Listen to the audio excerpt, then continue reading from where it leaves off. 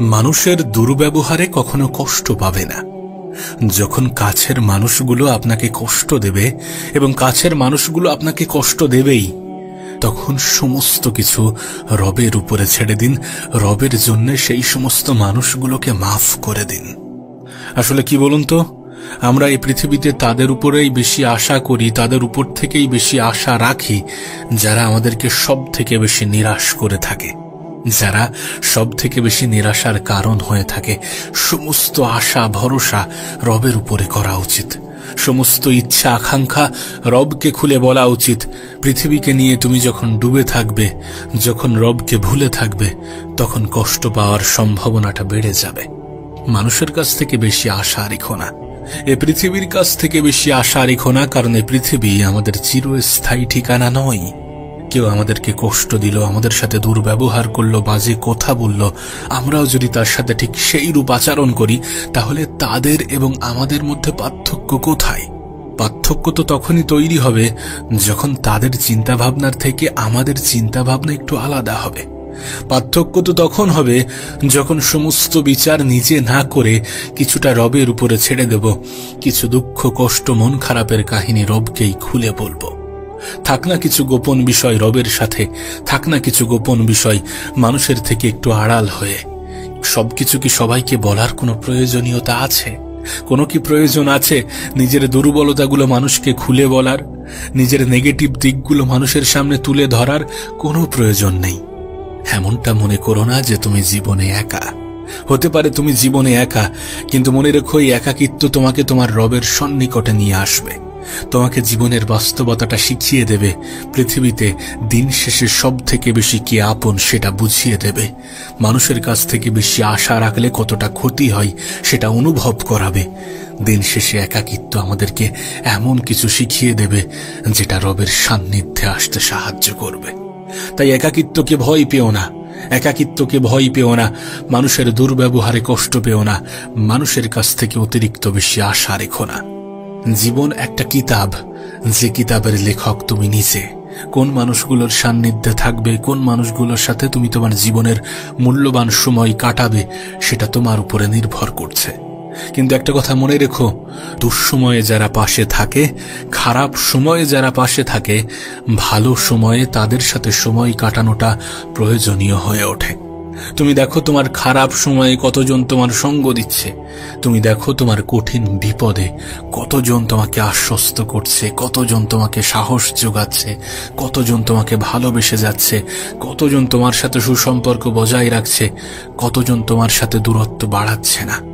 যখন এই সব কিছুকে নোটিশ করবে, যখন এই সব কিছুকে দেখবে, তখন তুমি অনুভব করবে যে পৃথিবীতে রবের থেকে অধিক আপন, রবের থেকে অধিক প্রিয় কেউ হয় না। কারণ আমাদের খারাপ সময়গুলোতে আমাদের রব কখনোই আমাদেরকে ছেড়ে যায় না, বরং তিনি তো আমাদেরকে সুসংবাদ দেন, আমাদেরকে বলেন, আমাদেরকে বোঝান, আমাদের জন্য পবিত্র কোরআনের মধ্যে বার্তা হিসাবে পাঠান যে নিশ্চয়ই কষ্টের সাথে আছে স্বস্তি, নিশ্চয়ই কষ্টের সাথে আছে স্বস্তি। তুমি হতাশ কেন হবে, মন খারাপ কেন করবে? এই একটা লাইনই যথেষ্ট আমাদের হতাশা দূর করার জন্যে, এই একটা লাইনই যথেষ্ট আমাদের মন খারাপকে কাটিয়ে ওঠার জন্যে। নিশ্চয়ই কষ্টের সাথে আছে স্বস্তি। যদি কষ্ট আসে তাহলে সেই কষ্টের সমাপ্তি আমাদের জন্য স্বস্তি নিয়ে আসে। আরে যদি খারাপ সময় না আসে, আরে যদি খারাপ সময় না আসে, তাহলে কি আমরা আমাদের ভালো সময়টাকে উপভোগ করতে পারবো, অনুভব করতে পারবো, উপলব্ধি হবে? যখন আমরা আমাদের খারাপ সময়গুলোতে আমরা আমাদের রবের উপরে বিশ্বাস রাখি, তখন আমাদের রব খুশি হয়ে যান। যখন আমরা আমাদের জীবনে আল্লাহর জন্য কাউকে মাফ করে দিয়ে থাকি, তখন আমাদের রব খুশি হয়ে যান। এই পৃথিবীর সব থেকে বড় প্রতিশোধ হচ্ছে রবের জন্য ক্ষমা করে দেয়া, রবের জন্য তার থেকে দূরত্ব বজায় রাখা, রবের জন্য খারাপ জিনিস থেকে দূরে থাকা, রবের জন্য নিজেকে পরিবর্তন করা। আপনি দেখবেন যারা আপনাকে হিংসা করে, যারা চায় না যে আপনি জীবনে অনেক দূর পর্যন্ত এগিয়ে যান, আপনি জীবনে বড় কিছু করুন, ভালো কিছু করুন, তাদেরকে সঠিক শিক্ষা দেওয়ার সব থেকে বড় মাধ্যম, সব থেকে উত্তম মাধ্যম হচ্ছে নিজের উপরে কাজ করা। নিজের উপরে কাজ করে নিজের জন্য কিছু করার চেষ্টা করা। ক্ষমা করে দেন, রবের জন্য কাউকে ক্ষমা করে দেন, কাউকে মাফ করে দেন।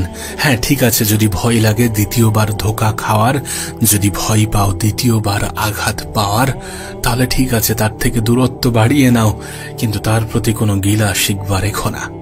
তাকে নিয়ে জীবনে অত বেশি ভাবতে যেও না। এ পৃথিবীতে তোমার কাছে এতটা সময় নেই যে তুমি অন্যকে নিয়ে চর্চা করো, তুমি পরনিন্দা পরচর্চা করতে থাকো। অন্যদেরকে নিয়ে চর্চা করার মতো তোমার কাছে অফুরন্ত সময় নেই। জীবনটা অনেক সংক্ষিপ্ত।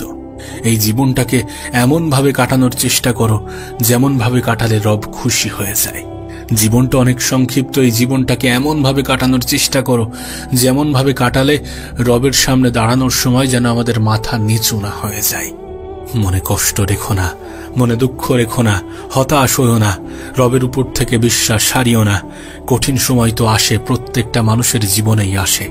মানুষের জীবন কিন্তু পরিকল্পনা অনুযায়ী হয় না। যখন আমাদের জীবনে কোনো কিছু আমাদের পরিকল্পনা অনুযায়ী হয়, তখন বুঝে নিতে হবে যে আমাদের পরিকল্পনা এবং রবের পরিকল্পনা একই ছিল।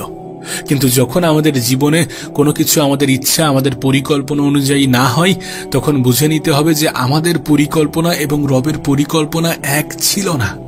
এটা বুঝে নিতে হবে এবং এটাকে অ্যাকসেপ্ট করতে হবে যে আমাদের জন্য আমাদের রব ভুল হতে পারে না। তিনি আমাদেরকে ভালোবাসেন, অনেক বেশি ভালোবাসেন। তিনি কখনোই আমাদের খারাপ চাইতে পারেন না। এটা বাস্তব, এটা সত্য। তুমি যেটা চাও সেটা যে সবসময় তোমার জন্য উপযুক্ত, বিষয়টা এমন নয়। যেটা থেকে তোমাকে দূরে রাখা হয়েছে, হতে পারে সেটা তোমার জন্য উপযুক্ত নয়, উপযুক্ত ছিল না। যেটা জীবনে পাচ্ছ না, যেটা থেকে বঞ্চিত হচ্ছ, সেটার জন্য আক্ষেপ করো না। কে জানে, তুমি হয়তোবা এক বালতি পানির আশা করছো আর তোমার জন্য রব সম্পূর্ণ সমুদ্র সাজিয়ে রেখেছে। অনেক সময় রব আমাদেরকে ছোট জিনিস থেকে বঞ্চিত করে অনেক বড় জিনিস পাইয়ে দেয়। অনেক সময় রব আমাদেরকে ছোট কষ্ট দিয়ে অনেক বড় বিপদ থেকে বাঁচিয়ে নেয়। এগুলোকে বোঝার চেষ্টা করো, জীবনের বাস্তবতাকে বোঝার চেষ্টা করো। যদি সত্যি তুমি এই পৃথিবীতে কিছু কষ্ট ভোগ করো, সেটার পুরস্কার তোমাকে দেবেন তোমার রব। আখিরাতে তোমাকে পুরস্কৃত করা হবে। এমন ভাবা যাবে না যে আমাদের রব আমাদেরকে ভালোবাসে না।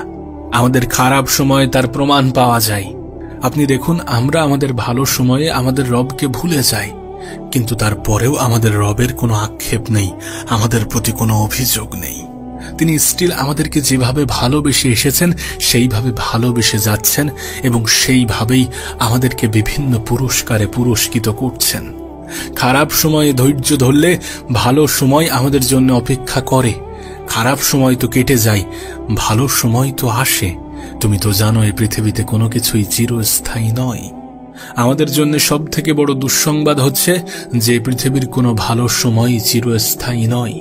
আবার আমাদের জন্য সব থেকে বড় সুসংবাদ হচ্ছে যে পৃথিবীর কোনো খারাপ সময় চিরস্থায়ী নয়। খারাপ ভালো নিয়েই জীবন।